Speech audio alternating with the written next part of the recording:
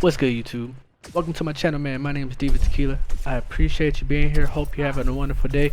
You're seeing it correctly. I'm back on some Overwatch. I've pretty much hit my wall in Power World in terms of the content that's available to me. So for those of you who joined me on that journey, I appreciate you, man. Hope you continue to enjoy playing the game. I'll get back into it as more content drops. I'll still keep playing it, working on my breeds and stuff. But I went ahead and played my first bit of Overwatch in Season 9 last night. I know there's a lot of massive changes.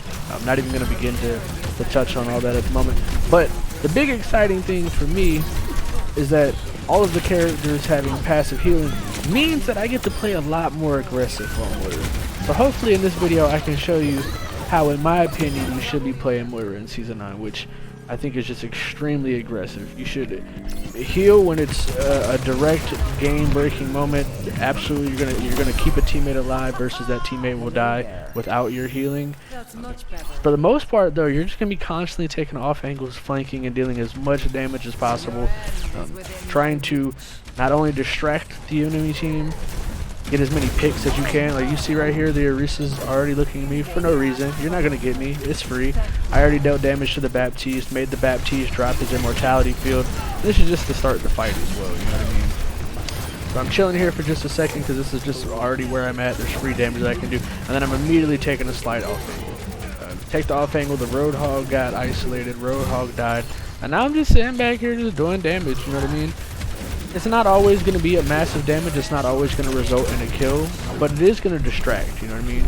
And if you can distract the enemy for long enough, then your teammates can get it too, you know what I mean? Healing obviously has a certain amount of value, but now that your teammates can heal themselves, that value isn't worth as much unless it's obviously in the middle of the fight, you know what I mean? So we're able to do some big damage here before I throw my ult down. We throw down the ult just to make sure that we secure everybody. We've already hit, 60% on the objective. At that point, I really just ulted to make sure we staggered. It was a BAP as well. We forced the Roadhog out, and then our Roadhog was able to beat their Roadhog, knock their Roadhog off the map. Pretty beautiful, pretty juicy. We're just continuing to stagger them at this point. There's not really much they can do. It would be a lot smarter for them to just, wait right there, either in spawn or right outside the door, trading some poke damage until they got their entire team back.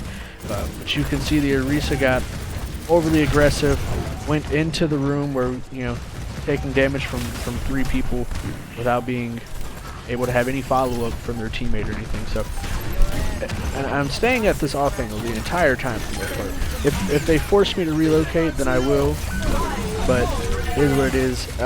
If anything there, I should have faded all the way back to my off angle. I kind of got distracted because we were taking a bunch of damage.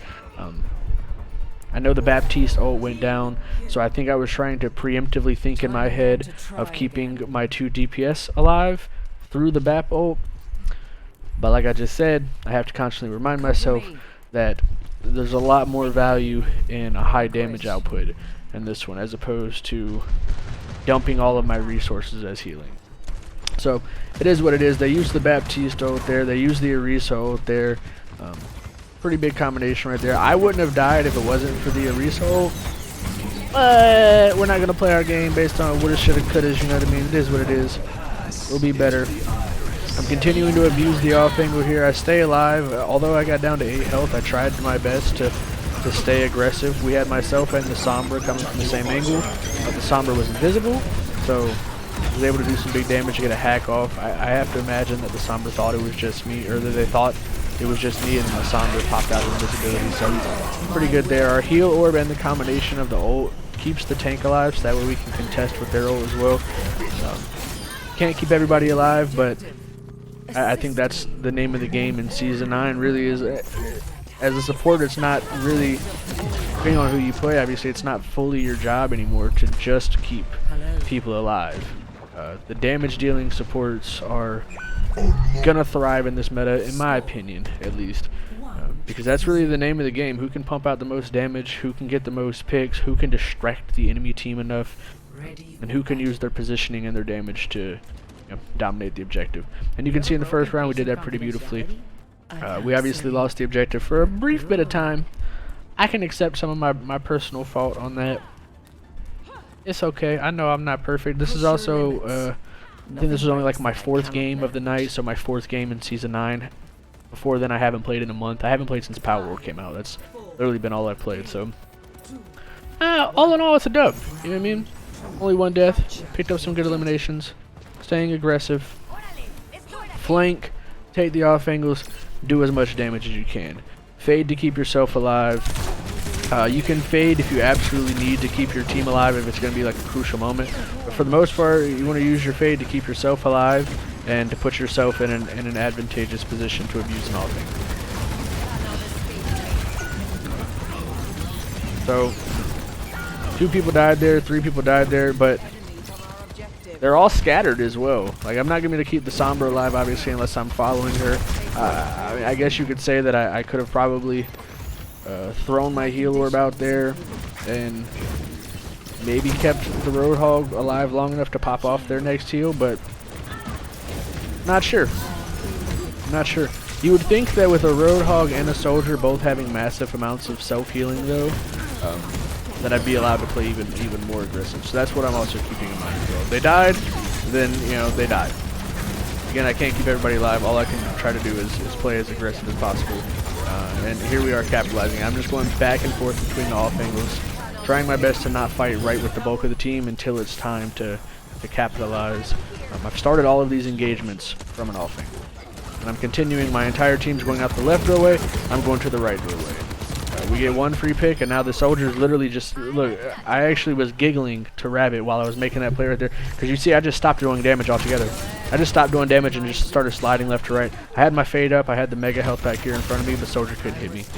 And then I take the Mega right there, honestly, just to be an asshole. Just to make it that much harder for them to push out of spawn. Because if we do a lot of damage to them and then they just run up and take that Mega pack, you know. So, I didn't need it myself, but I blocked the teammate, the enemy team from having it. Doing a good job here, I think, of, yeah, just continuing to distract, do my damage where I can. Roadhog got the pick there beautifully. Congratulations. I'm not able to get the BAP there, which is fine. I thought about instantly fading around the wall, but if I would have faded around the wall, I don't know for sure if I'm going to fade around that wall into a safe position. So, played a little bit passive there. In hindsight, watching it back, I probably should have faded around that corner because I could have got Baptiste before his self-healing kicked in. That would have prevented that Baptiste ult and Soldier ult combo from happening altogether.